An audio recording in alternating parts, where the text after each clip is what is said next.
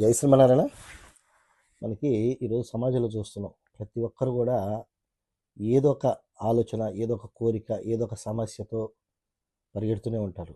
అంటే ఇప్పుడు ఎవరన్నా ఈ ఫలాని గుడికి వెళ్తే మీకు ఫలాని పని అవుతుంది, లేదా ఇంకో గుడికి వెళ్తే ఇంకో పని అవుతుంది, ఇక్కడ పెడతారు అడుగు, మళ్ళీ కొన్ని రోజుల తర్వాత మళ్ళీ అక్కడ పెడతారు, మళ్ళీ ఇంకో గుడి తిరుగుతుంటారు. కానీ ఇక్కడ మీకు ఒక లక్ష్యాన్ని మర్చిపోతున్నారు.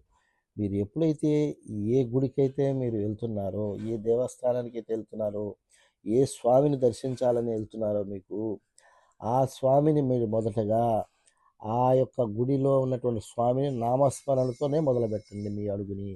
ఎప్పుడైతే మీరు నామస్మరణతో మొదలుపెట్టారో మీకు ఆయన వింటాడు. ఎందుకంటే ఇప్పుడు మనం ఒక అతిథి ఇంటికి వెళ్ళాం, అతిథి ఇంటికి వెళ్ళినప్పుడు మనం తలుపేస్తుంటుంది, మనం ఏం చేస్తాము, పేరు పెట్టి ఏదో పిలుస్తాం, మరి అతిథి గురించే మనం ఆలోచిస్తాం, వస్తాడా ఇస్తాడు మాట్లాడదామని. అలాగే భగవంతుడు అతిథి కన్నా చాలా ఎక్కువ. ఎందుకంటే ఈ ఆత్మలకన్నిటికి కూడా పరమాత్మ ఆయనే. మరి అలాంటప్పుడు ఆయన దగ్గరికి వెళ్ళినప్పుడు ఆ గుడిలో మనకి ప్రాణప్రతిష్ఠ జరుగుంటుంది ఫలాని స్వామి పేరు మీద కూడా. మరి ఆ స్వామిని మనం ఆ పేరు పెట్టి పిలిస్తేనే కదా పలికేది. కాబట్టి పేరు పెట్టి పిలవటం అంటే ఏంది, ఆయన నామస్మరణాన్ని మనం చేయటం. కలియుగంలో కావాల్సింది భగవంతుడి యొక్క నామస్మరణే కలియుగంలో అన్నిటికన్నా ముఖ్యం.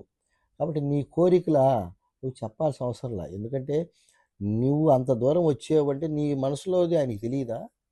ఖచ్చితంగా తెలుస్తుంది. అది నీకు ఇస్తే దానివల్ల నీకు లాభమా నష్టమో కూడా తెలుస్తుంది. కాబట్టి అది నీకు ఏది ఇవ్వాలో ఆయనకి తెలిసి నీకు ఎంత ఇవ్వాలో అంతే ఇస్తాడు.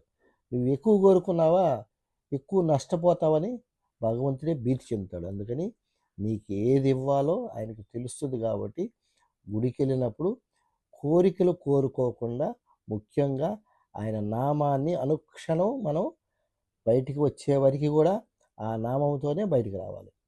అంతేగాని ఇంకా వేరే వేరే కబుర్లు, వేరే వేరే విషయాలు గుడి ఆవరణలో మాట్లాడుకోకపోవడం చాలా మంచిది.